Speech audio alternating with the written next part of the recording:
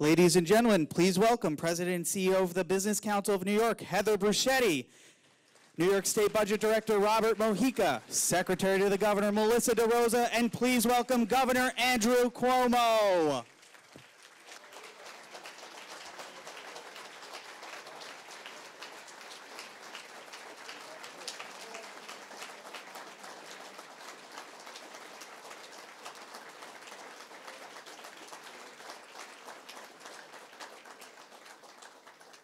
Thank you. It is my great pleasure to welcome Governor Andrew Cuomo to the Business Council's 2017 annual meeting.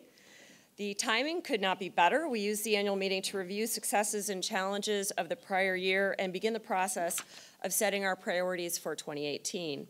Looking back over the governor's time in office, we can list the major accomplishments that we have supported and applauded, including 7 low-growth budgets, corporate tax reform, corporate rate reductions, estate tax reform, the real property tax cap, whose savings to business can now be measured in the billions, Recharge New York, bringing competitive energy prices to major industrial and commercial employers statewide, and others. This year, we focused on workers' compensation reform, and with invaluable support from the administration, significant cost savings were adopted. Importantly, effective and fair implementation by the Workers' Comp Board is key to realizing the full value of the legislative reforms, and we are working with the governor's staff every day on that effort. No doubt we will have challenges to address as we continue to work to improve the state's economic climate and performance, especially in upstate New York. The Business Council's member companies, who employ more than 1 million New Yorkers, bring issue expertise and sweat equity to a wide range of issues important to New York business and to hardworking New Yorkers. We look forward to working closely with Governor Cuomo in 2018 and greatly appreciate him joining us today.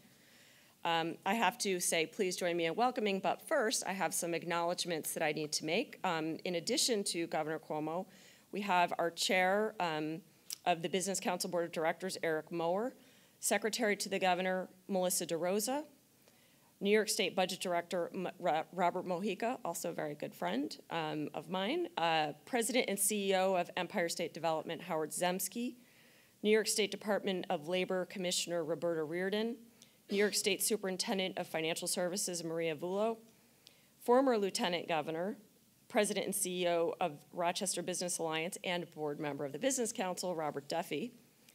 We also have some legislators in the room, Senator Little, Senator Tom O'Mara, Senator Funke, New York State Assemblywoman Carrie Werner, who is extraordinarily helpful with our workers' comp effort and getting that through the Assembly, along with Assemblyman John McDonald, who likewise was very helpful. So with those acknowledgments and with your applause, please join me in welcoming the 56th Governor of New York, Governor Andrew Cuomo.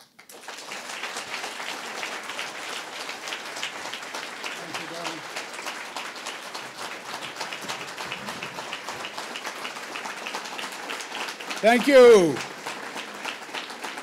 Thank you very much. Good morning. What a beautiful day. We got here a little early. We took a ride around Lake George, and it is, as many times as I've been here, it is just still strikingly beautiful. So it's a pleasure to be back. First to Heather Bruschetti, who has done a really magnificent job in leading this organization. Let's give her a round of applause.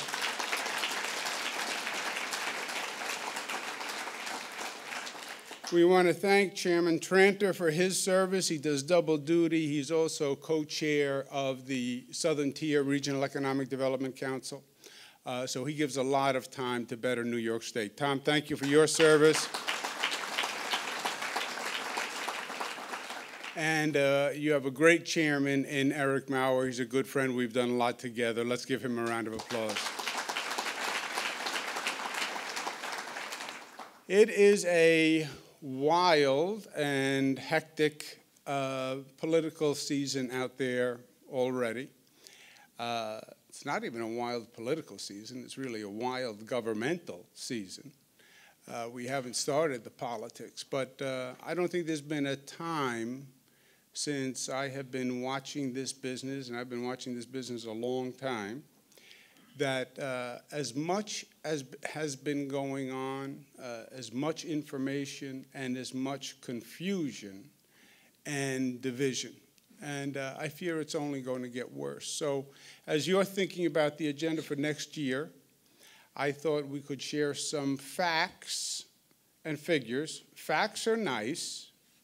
Opinions are fine. Opinions based on facts are even better. In Albany, we have a lot of opinions. We don't have a lot of facts. So I thought we would start the discussion anyway with the facts of where we are, where we started, and what we're looking towards in the next environment. And I'd also like to give a welcome to my team who's here, who you heard introduced, and my colleagues in the Senate and in the Assembly who are here, who have done an extraordinary job for the state of New York. Let's give them a round of applause.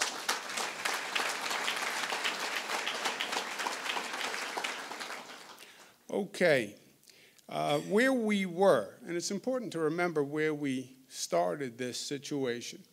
The state went through literally a bad 50 years. It almost sounds like a joke. But we had a bad 50 years. Starting in the 60s, upstate New York was hurt by the economic shift. We had nothing to do with it. It was national, but they moved away from manufacturing. That hurt upstate New York. Second, the state policies aggravated the exodus from upstate New York. Why? Because the state government was raising taxes, anti-business. The economy was already moving away from us, so it compounded the situation, especially in upstate, and the state government was dysfunctional. 2 years of gridlock. They talk about gridlock in Washington. They don't know gridlock. Remember the gridlock we had. We invented gridlock in New York, and our gridlock was a little mean and nastier than the Washington version. But we had a gridlocked government for decades. Couldn't pass the budget, couldn't get anything done. Divided politics, Assembly Democrats, Republican Senate, and that was the fight. And it was a fight to the stalemate. In gridlock, everybody loses. Because gridlock is paralysis, it means you don't move forward, and it means everybody loses. Coming into office, I said to you that we believe we can turn the state around, and we have to do two things. We have to control spending, and we have to break gridlock. And I remember one of the early presentations I made to you. I was going through my speech, and I was watching one face, and I read faces. It's the business I'm in, really. And I could see this face was a highly dubious face. And I was talking about controlling spending. We have to control state spending, and we have to stop the gridlock. And this gentleman was giving me a smirk all through the speech. So at the end of the speech, I said hello, made a point of saying hello to him on the outside. And I said, I see you were giving me a dirty look all through the speech. He said, oh, really? I didn't know you could see me. I said, no, I could see you. You were right there, and you were giving me a dirty look all through the speech. Well, I didn't really think it was just a natural dirty look. It wasn't an intention. I said, yeah, but it was still a dirty look is a dirty look, you know, intentional, accidental. He said, you can never do it. He said, I know what you're trying to do. You can never do it. You can't control spending. You can't control the politics in Albany. It's been a mess forever, and it will never change. I said, well, if that's your position, then we should all get up and move to Montana, because then life is over, as we know in New York. I believe we can do it. And he said, we'll see, but I've heard that speech 100 times from everyone. They come in, they try, and they failed. I understand why he was dubious. Past 40 years, New York State increased spending at a faster rate than the income of New Yorkers was growing. Just think about that for a second. State taxes are going up faster than your income is going up, which means, by definition, the government is putting its hand in your pocket deeper and deeper every year. And that was the anger. They are taking more money than you are making, literally. You look at the average rate of increase over the past 50 years, 6.5% every year on average.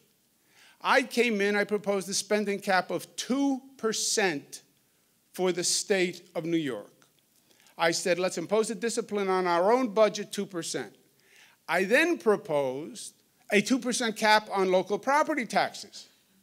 Now, this was heresy. State budget was going up 8, 9, 10% every year. They baked in a 10% increase into the budget every year. Local property taxes were going up 6, 7, 8, 9% every year. To say 2% was a shock. There was almost a revolution. We did it. We did it. I understand the dubiousness. Every year for the past 7 years, the state budget has been under a 2% increase. Now, that's the lowest rate in the history of the state of New York since they've been keeping numbers. How can that be? Cuomo, you're a Democrat. You guys like to spend money. It's the Republicans who really know how to save money. Who said that? Because it was hogwash. Nelson Rockefeller, great governor, built a lot in the state. Average increase during the Rockefeller years, 16 years, 11%. Hugh Carey, average increase, just under 8%. Mario Cuomo, God rest his soul, increase just under 6.9. Well, let's select a Republican conservative because they know how to save money. Okay, George Pataki, 5.2%. Difference between Mario Cuomo, big spending liberal, and George Pataki, Republican conservative, is all of 1.7%. We are at 1.4% for 7 years.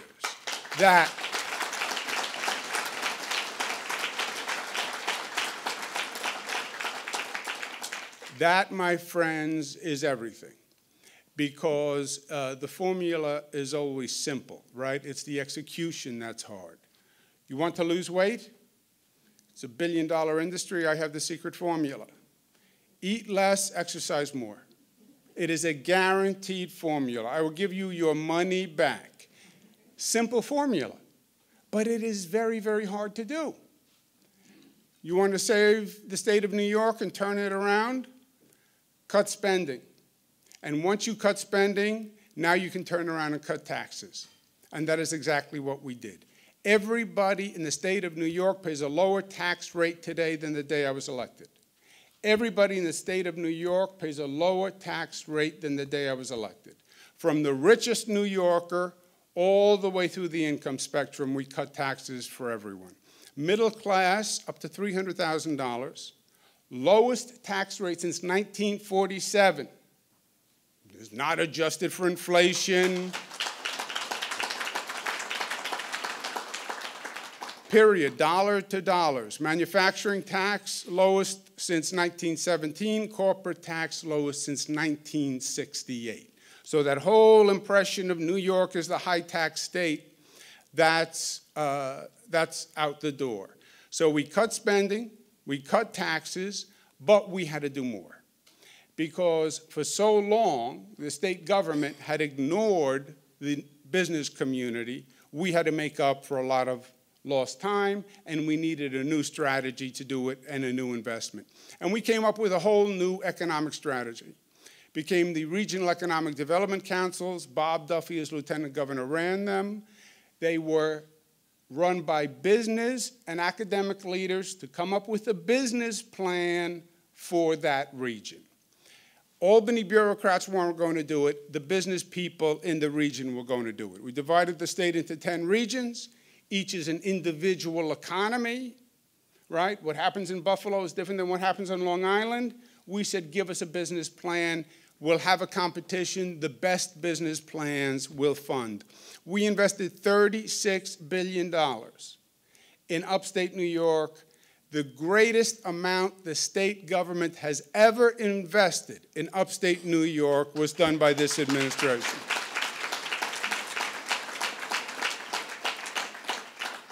Why? Because that's where the need was. Downstate New York, economically, has been doing fine. Little ups and downs, but the overall trajectory was up. It was upstate New York that was suffering. And they were suffering for 40 years. Well, why didn't they get the attention from the state? Because the practical reality is most of the legislators are from downstate New York. And you know what they want to do? They want to bring benefits back to their district. They're nice, but they don't really want to go back to their district and say, well, we didn't get anything in the Bronx, but Betty Little in the Adirondacks, she did very well. It's human nature.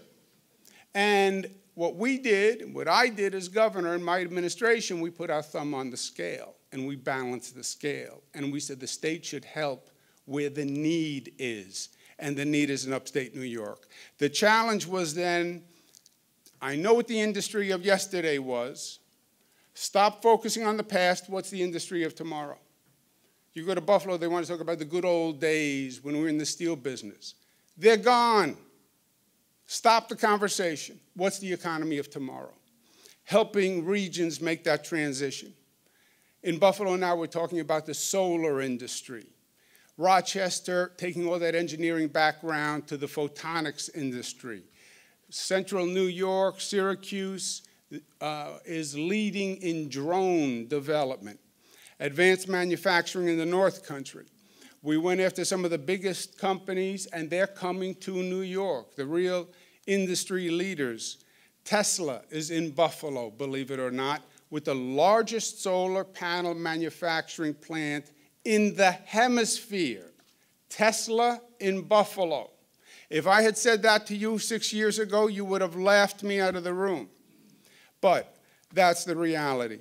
Danfoss, Kodak, GM, all recruited by a full-time, aggressive business development campaign run by Howard Zemsky, who's here, who's doing an extraordinary job. We also then invested in targeted industries ourselves. Tourism. Why? Because we believed we had a better story to tell than we were telling. We invested about $200 million in tourism. Visitor spending has gone up $11 billion. You give me that return on investment, I will do it all day long. $200 million in advertising and $11 billion in spending. Why? Because nobody had told the story of upstate New York before. Nobody knew what we had. They knew New York City, 50 million visitors per year to New York City, but nobody knew anything north. We told them that story. Investing in the order facilities to get more people to the Adirondacks. The Empire State Trail, which is going to be the only type in the nation. We went into the yogurt business. We make more Greek yogurt than Greece. Why do we make Greek yogurt? Well, we don't really make Greek yogurt. We backed into the Greek yogurt business. We have a big dairy component in our agricultural sector. Largest component in the agricultural sector is dairy. The demand for milk fluctuates. We said, okay, who buys milk and what do you do with milk?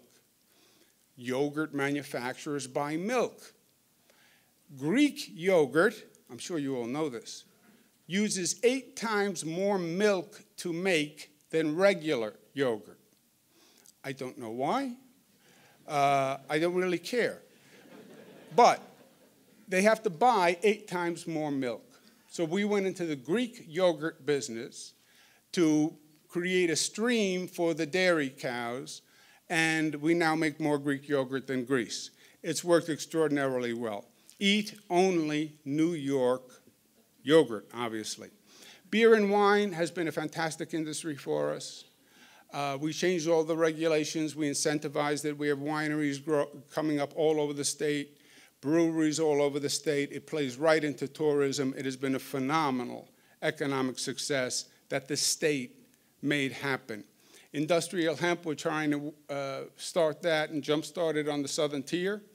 I think there's a real opportunity for it. Some states are experimenting, but the southern tier, where we need economic assistance, I think it can go a long way. We've invested in applied research, life sciences, the Genome Center, Flatiron Computation Institute, and film tax credit, where we are now competing with Hollywood for the number of productions, believe it or not. And this is big business, over 186,000 jobs. And we are building infrastructure like no state in the United States of America. Every president, Trump, Obama, Clinton, Bush, almost the same speech.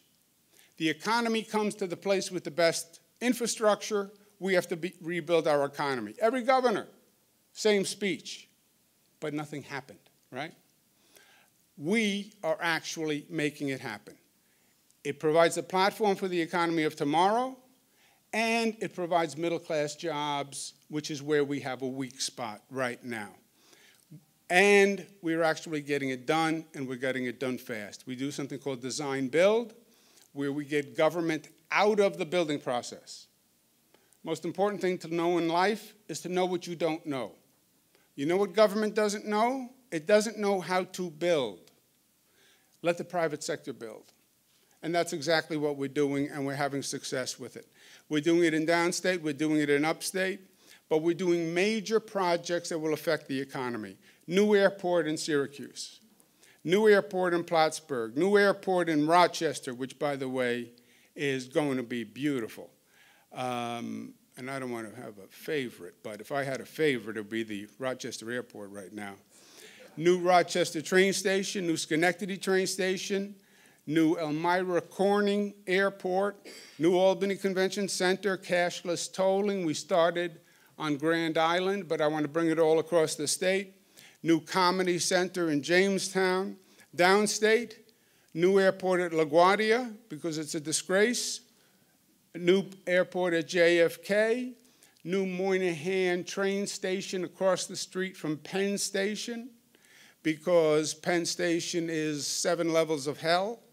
And we broke ground on Moynihan Train Hall, and that should be done in several years. We are modernizing the Long Island Railroad for the first time ever. Literally, in some spots on the Long Island Railroad, they have one track. So every morning, if you're downstate, you hear the news report, they say, there is a delay on the track of the Long Island Railroad. They mean the track. It's one track. Squirrel dies on the track, everything stops. We're building a second track and a third track, and we're modernizing the Long Island Railroad.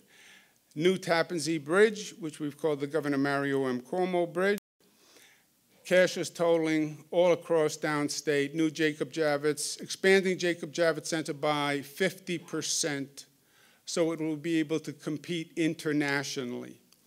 Working on a new gateway tunnel that connects with New Jersey, new Kosciuszko Bridge in Brooklyn. And the $36 billion for upstate New York, the largest investment in history. And the $100 billion largest infrastructure investment in history are all within the 2% spending cap.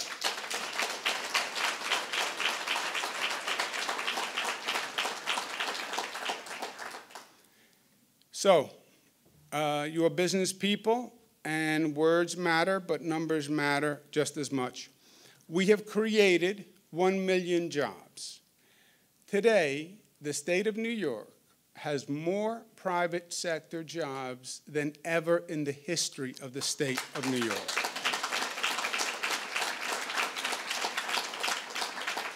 And that is what it is all about. If you are generating jobs and growing jobs and people see the future here and economic opportunity here, that is everything.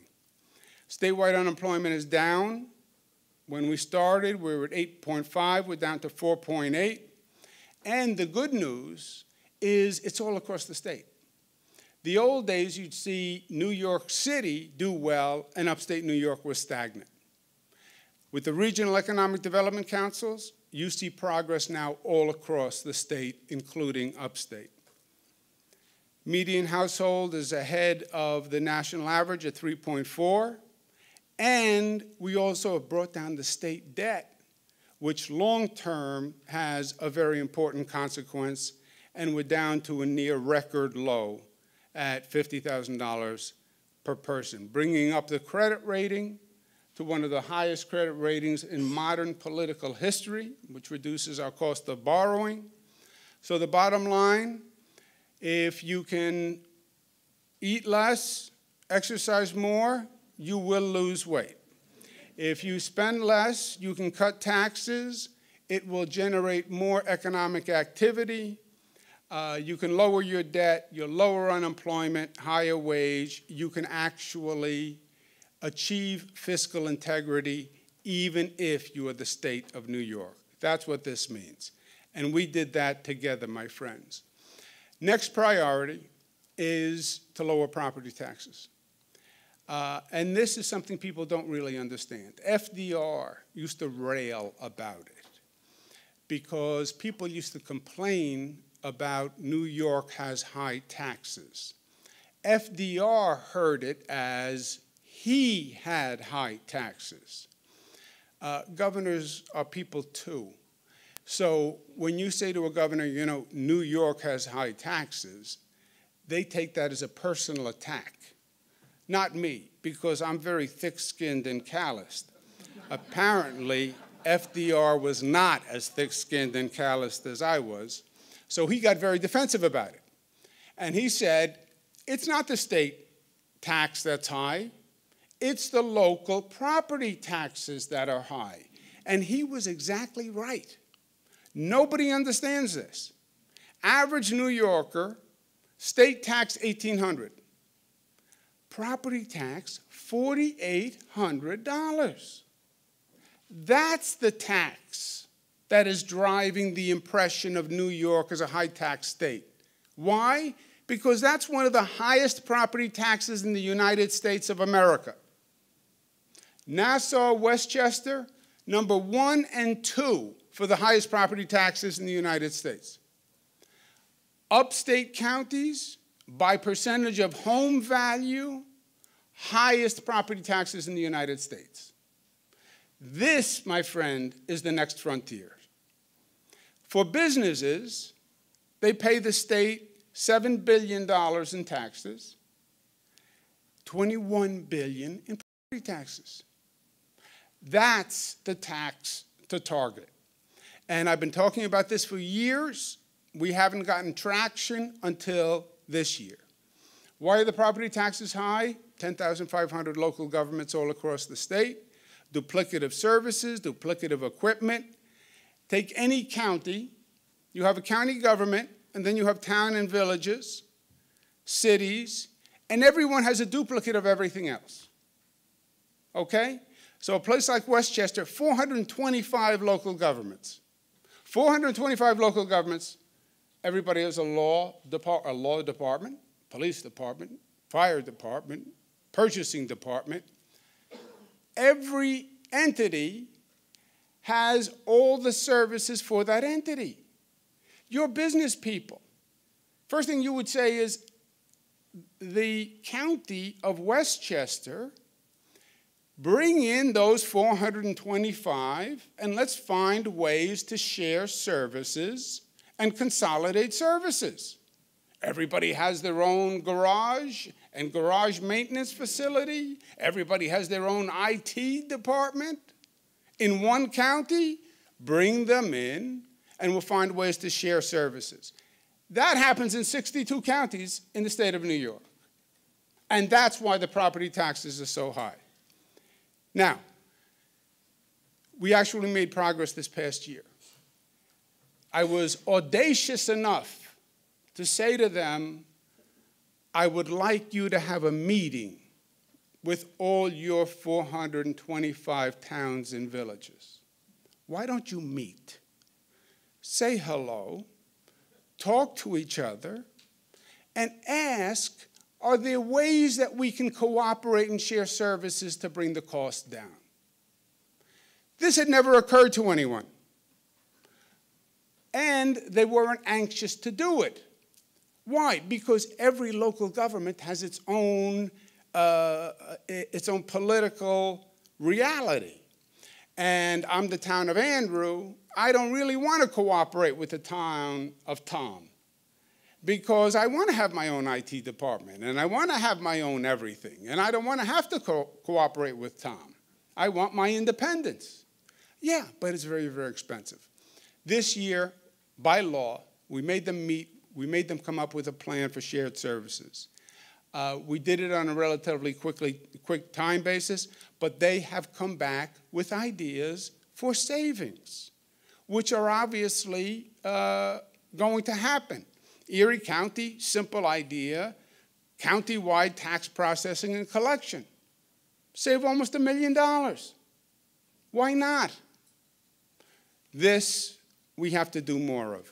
The progress is they've recognized the issue for the first time because they had denied it up until now. So that takes us to next year. We need to continue the battle on property taxes. We need to continue to be aggressive in business recruitment. Howard Zemsky is going to work twice as hard as he worked this past year, every Saturday and every Sunday. We have to stop harmful federal changes, and we have to keep the government functioning, keep it maintaining fiscal discipline, and resist the political climate that is out there that is very heated. Property taxes, we just have to keep the pressure on and keep building on the momentum, and now take it to the next level. Federal cuts to health care would be devastating, and the policy changes of eliminating state and local deductibility would be devastating. Just to have the facts, Washington, if you listen to Washington, they would say Washington subsidizes New York State. The truth is, New York State is a donor state. We send back $48 billion more than we receive, and we are the #1 contributor in the nation to the federal government. The Graham-Cassidy bill, which is the health care bill, would cut about $40 to $60 billion from New York State. It would be devastating. It takes more out of New York State than any state in the United States. This is a real threat. There's a federal cut coming by October 1st, if it's not stopped by legislation, that's going to cut us $2.6 billion.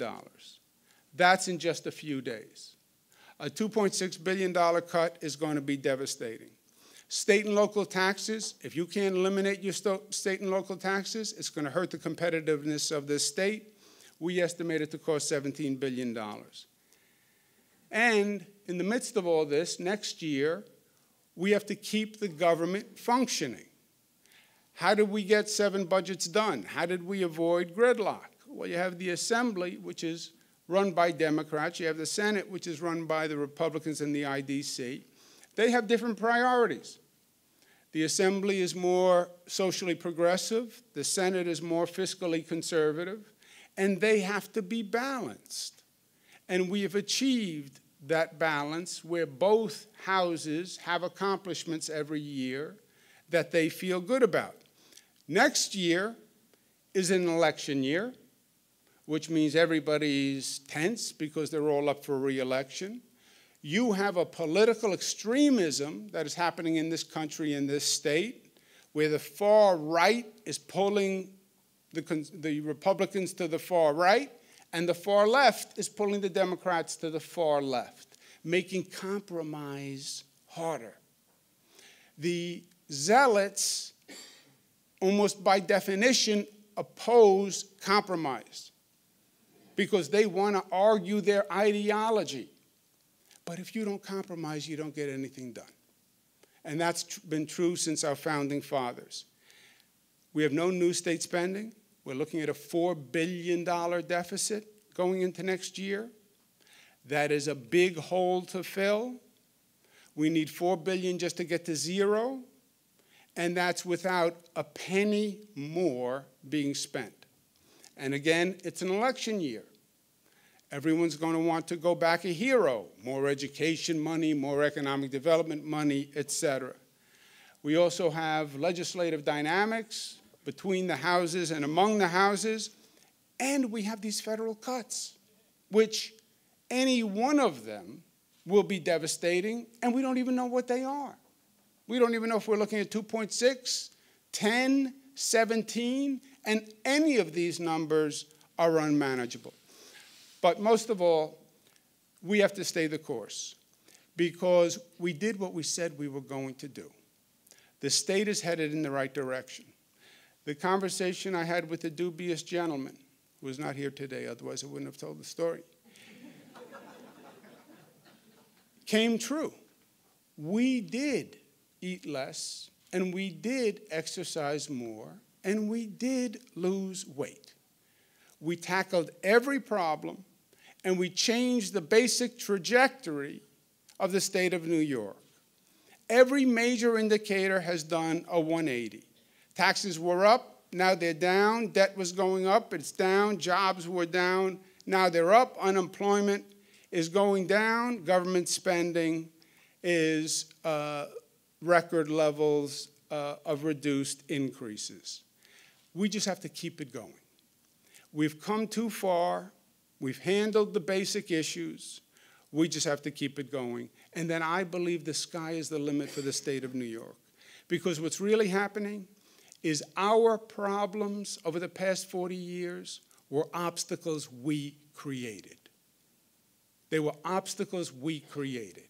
The economy shifted in upstate New York. Okay, that's the reality. Get up, organize, and find out what's the economy of tomorrow. What's your new business plan? And where is the state to help you? Stop raising taxes and be anti-business in the midst of that economic transformation. Tell the politicians in Albany, stop the politics, stop the garbage, get the job done, pass a budget. That's what I pay you for. Those were all self-imposed. Once they're gone, and you let the assets of this state take over, there is nobody who can touch us.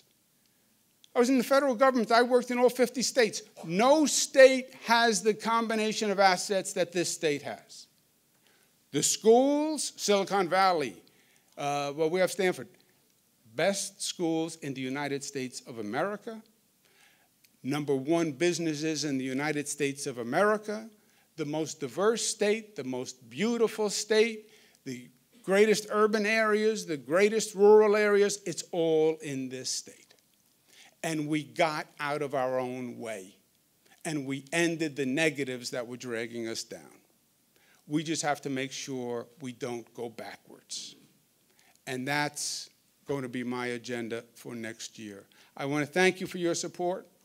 I want to thank you for your kindness. I want to thank you for your effectiveness during the legislative session on weighing in and being reasonable. And I look forward to working with you next year. We've made great progress, but you ain't seen nothing yet. I believe there is no ceiling that this state can't break. Thank you for having me.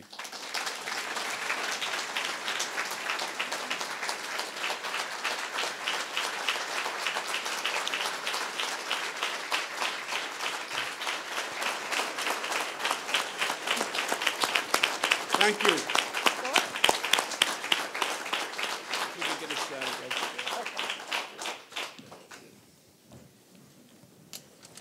Thank you, Governor.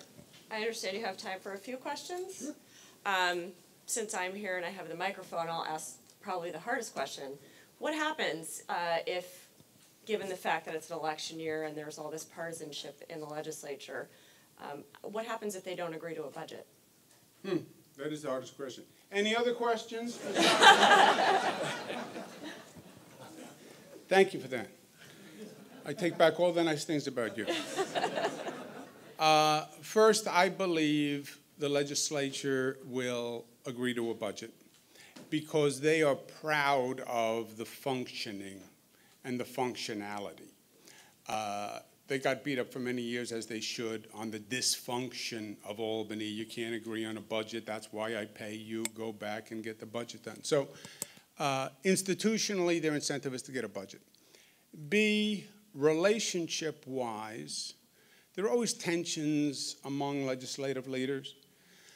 I've been at that table since I was 20-something years old, and with my father, watching him negotiate with Stanley Fink and other leaders, and there were real tensions there. These were old school, threatening fistfights to settle the budget, you know.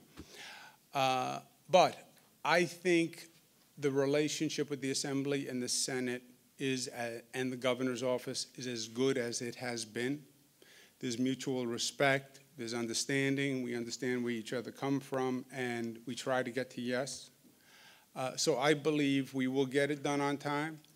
If the numbers are too problematic and they don't want to do it, it wouldn't be that they can't, it would be that they don't want to, because the budget is too painful to enact in an election year. If they didn't want to pass a budget, then the governor can effectively do it through what's called a continuing resolution. You send pieces of the budget, and it gets passed over a short period of time. The governor then takes the political heat for the cuts if the legislature doesn't want to be involved in them. But that's the fallback alternative. I don't believe we get there. I believe the challenge next year is, since we don't know what this federal government is doing, primarily because I don't think this federal government knows what it's doing, how do you lock yourself into a budget with numbers until you know what you're going to get from Washington? So a continuing resolution in many ways gives you flexibility. Washington does, I spent 8 years in Washington. They do a continuing resolution budget, which means they just go from month to month and they wait to see what happens with the numbers so they can calculate and adjust. In many ways, there's intelligence to that. It doesn't give everybody certainty, but it gives you the flexibility if something happens. We could lose $2 billion on October 1. If we lose $2 billion on October 1 from the federal government, the budget is gone. Throw it out the window. We might even have to do a special session to bring back the legislature. How do you allocate that cut to Medicaid? It's going to affect every hospital in the state. So anything the federal government does, the ripples to us are tidal waves. So having that flexibility next year might not be a bad thing. But I believe we get it done. It's an election year. Their calling card is functionality. That's what makes them different from the past. And that's what they want to be. And that's what they are, in truth. Thank you. Questions? Paul. Governor Cuomo, I'm Paul Speranza from Rochester. Excellent presentation. Nice to see you again. Good to see you, Paul. We note that you've been championing the efforts to support Puerto Rico in light of Hurricane Maria. As a matter of fact, there was an event on Sunday that you committed resources of New York State to assist the people of Puerto Rico. So my question is, what can the business community do to assist, since you're already leading the way? What can we do? Yeah, on Puerto Rico, a couple of things. First, I committed the resources from New York State. Just a small point, but New York State doesn't pay for the National Guard, et cetera. That is federally reimbursed to us. So it's no cost to the state. I did ask New Yorkers to contribute, but that's on a charitable basis. The situation in Puerto Rico is devastating. We have the largest population of Puerto Ricans outside of Puerto Rico. It's much worse than it looks on TV. They need a tremendous amount of help because it's an island. It's an island that basically was financially bankrupt. They don't have the resources. They don't have the capacity. It's not like you can call the neighboring states and they send in trucks. Everything has to come by plane or barge. They need the federal government to step up big time. And these are American citizens, right? Texas, Florida, Puerto Rico, U.S. Virgin Islands. We visited. It was also terrible. They need the federal government to act. And yes, we're going to do everything we can as New Yorkers. We organized a statewide collection drive. Businesses can contribute. We've already had several $1 million pledged to a financial fund. But this is going to be billions. And this is going to be capacity that only the federal government can bring. And it is a dangerous situation. I mean, this is about saving lives right now. You have no power, you have no clean water, you have no refrigeration, you have limited food, you can't get a plane to land right now. I mean, this is life and death, is not an over-dramatization. And my second point was, the federal government has to step up to the plate. I mean, this is lunacy, what we are doing. We spend all this time now with this silly debate, Colin Kaepernick, should you kneel, stand, with the football players. Meanwhile, people's lives are in danger in Puerto Rico and the Virgin Islands. These nonsensical conversations. Meanwhile, we just got hit with a series of storms that have never happened in history. Irma, Harvey, Maria, never happened in history before. What's going on? And how many more of these storms can you take? Each one, billions and billions of dollars of recovery. How about North Korea? I mean, there's so many real issues to talk about. And we're talking about this nonsense. If I didn't know better, I would think it was a deliberate tactic to distract from the real problems. But Puerto Rico should be on the top of the list because literally every day matters there. And we went, we were the first plane on the ground with aid, and we're going to continue to help, but it's going to take the federal government. And we used to do this. I was at HUD. I was part of the emergency response team. We know how to do this. We just have to focus and do it.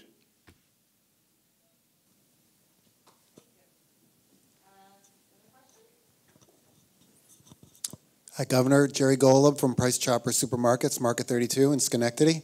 Thank you very much for joining us today. It's great to see you here. The question is, you had mentioned the Cassidy-Graham legislation and the potential impact that it could have on us as a state, and the numbers that you threw out were pretty incredible.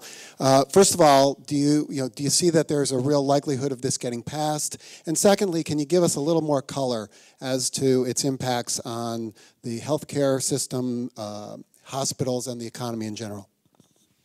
Yes. Medicaid. Well, what does it mean? Medicaid is just about helping poor people. No. Medicaid is the lifeline for our entire healthcare system. If we lose Medicaid money, everything crumbles. It affects every hospital in the state.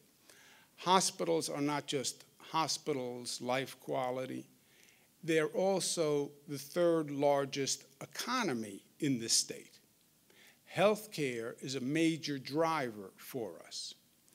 So if you affect the healthcare system, yes, you disrupt jobs, yes, you disrupt care, but you also go right at the economic heart of the state of New York.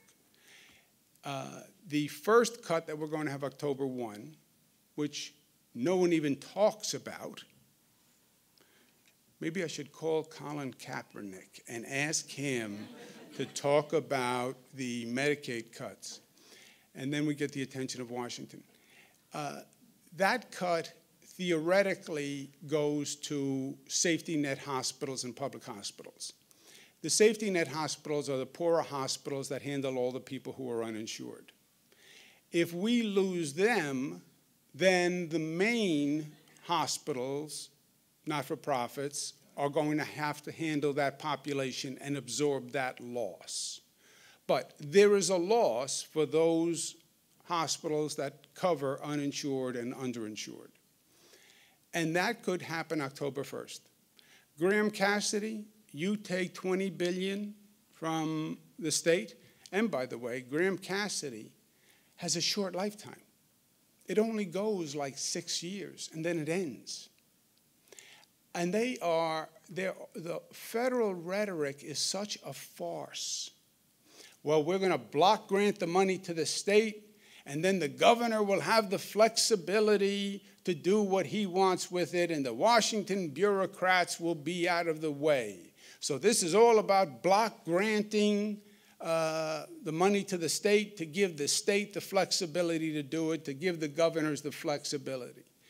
That's their rhetoric on all the TV shows. It is pure garbage. They block grant to the states, but first they cut the amount of money, and then they send it to you. Newt Gingrich used to talk about this. During the Clinton years, we called it passing the buck without passing the bucks. Congratulations, Governor Cuomo. Here is your Medicaid money. You run it the way you see fit. I count the money. I said, but I'm $20 billion short. That's a third of my entire budget. I can't do it less a third. Well, you have flexibility.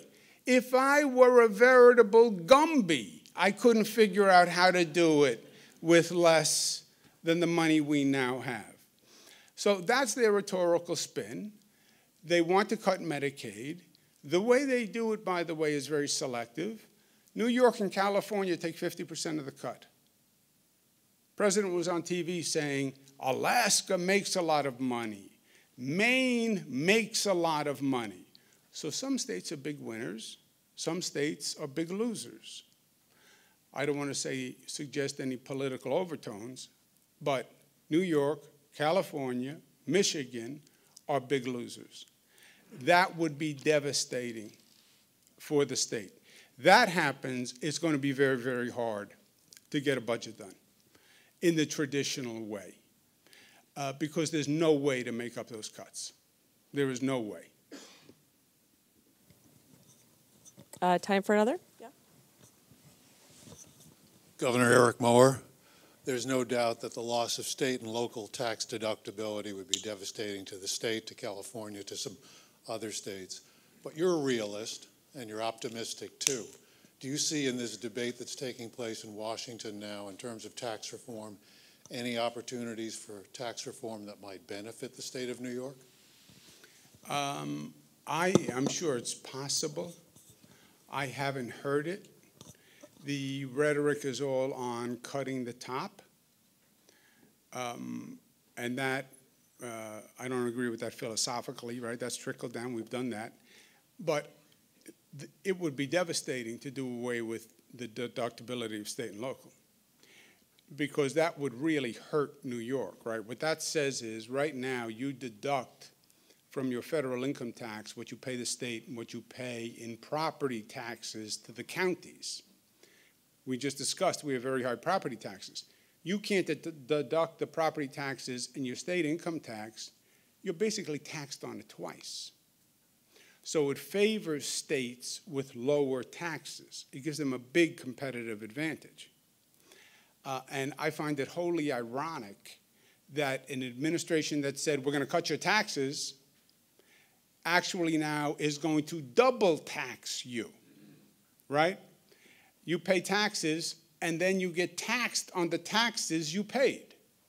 If they do it, we're going to sue them as unconstitutional double taxation, because that's exactly what I believe it is. But I don't believe any benefit that could be in tax reform would outweigh that negative. I'm not going anywhere unless you're in a rush. Governor, good morning. Jeff Boyce, SUNY Research Foundation. New York's colleges and universities, SUNY, CUNY, and private, are one of the state's greatest assets. You referred to that in your presentation. What should those schools be doing to work even more effectively with business and drive economic growth in all regions of the state? Yeah, good question. If I had another factor of what hurt New York from the 60s to today, we were slow on the academic commercialization. We were slow on tech transfer, right? Silicon Valley, because they were producing the students that those industries wanted. Mike Bloomberg, we just opened Cornell Technion in New York City. Mike Bloomberg, like 10 years ago, said, we have to get with this new industry, which is academic universities transferring the tech and the finding and commercializing it. And that's Cornell Technion, which is a phenomenal university from Israel that's in New York City. We introduced that for the first time to SUNY and CUNY 6 years ago. And we were slow. It's almost a cultural divide, you know. The old paradigm was, I'm an academic. That's what I do academics. Well, did you ever think of taking your academic achievement and patenting it and commercializing it? No, because I'm an academic. I don't do that. That's something else. That's business. I'm an academic. We changed the culture at SUNY and inculcated the concept that, no, they are one and the same. You're developing that great academic achievement. The commercialization is the natural next step. And there's a synergy between academic and business community. That's Silicon Valley. That's the way of the world. God bless Nancy Zimfer. She did a phenomenal job on this because it was really a culture change for SUNY and CUNY. And we're doing it with the private schools. So when we talk about Buffalo going to a solar manufacturer, right? That's partially driven now by the SUNY schools in Buffalo. Rochester going to photonics. We're using SUNY to push that transfer. But New York was slow to it, no doubt. I see we have one in the back. Ken. Good morning, Governor. Ken Pekulski. I work for Heather on Government Affairs at the Business Council. It's a great story on infrastructure investment. Obviously, our members rely on public infrastructure. We know one of our priorities right now is energy infrastructure. We've formed a coalition with business, labor, business groups to promote expansion of electric power infrastructure and natural gas. We hear from our members, particularly manufacturing members, all the time about the need for increased capacity. Can you speak to how energy infrastructure fits into the state's strategy for public infrastructure growth? Yeah, it is a vital and essential piece. It is a difficult piece to implement, as you know, but we have a tremendous need for power, especially in downstate New York. We're going to close Indian Point, which is a nuclear facility, increases the demand. And we have to accelerate these transmission services, and we have to get them done faster. They are opposed by neighborhoods. The siting is impossibly difficult. Everybody opposes everything nowadays, but they're especially heated, pardon the pun, in opposition to the energy transmission. So we're talking about using the thruway right-of-ways, the Erie Canal, Hudson River as a right-of-way, but we need faster ways to get the lines built and run. And we have to find a way to circumvent the community opposition because they'll just stop you right or wrong. You know, the frustrating thing is you don't have to be right. You just have to be able to file a lawsuit in this state. And then everything stops, and everything stops for years, and you kill most projects just because they can't carry the cost for 5, 6, 7 years while they're litigating. So to the extent we can find easier routes and we can use state land, state property, that's what I'd like to do.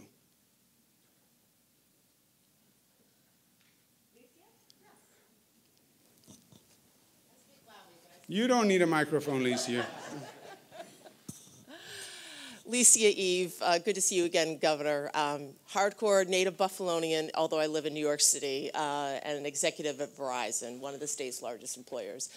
Comment and a question. First of all, thank you for your extraordinary and really unprecedented leadership. I go home to Buffalo once a month to check on my parents, and I bear witness to the really unprecedented transformation that has taken place under your leadership, so thank you for that.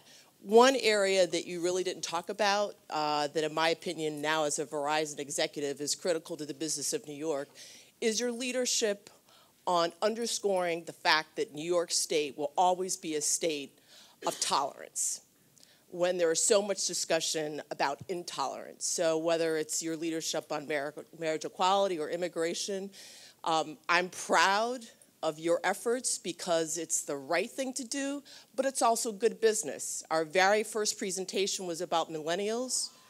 Verizon acquired Yahoo. We now have 1 billion active customers around the world. We have more millennial customers than Facebook. And I will tell you, millennials do not want to work at a place or live in a place that's not tolerant. So thank you for your leadership as a proud New Yorker, and thank you for your leadership as an executive, because it's always a challenge for us to hire the best and the brightest. And most of the best and the brightest who are millennials want to be a place where all people are welcome, where all people are respected. My question to you is, what's your level of optimism in terms of the ability for our country to come together on some of these issues, whether it's on Dreamers or DACA or other related issues that, again, in my opinion, are right for the country, but also good business? Yeah. Look how good Licia was. Did you hear her in the opening comments? I'm Buffalo. I work for Verizon, one of the state's largest employers. I heard you, and you're right. Licia was part of my administration. I love her. She's a really, really phenomenal professional. Buffalo, she is right. We focused on Buffalo, Howard Zemsky, like a laser because it was the slowest economy in the state of New York. And it had been for years, and it had the highest pessimism. And it is a different town now. Home values up, employment up, young people moving back to Buffalo. It's extraordinary.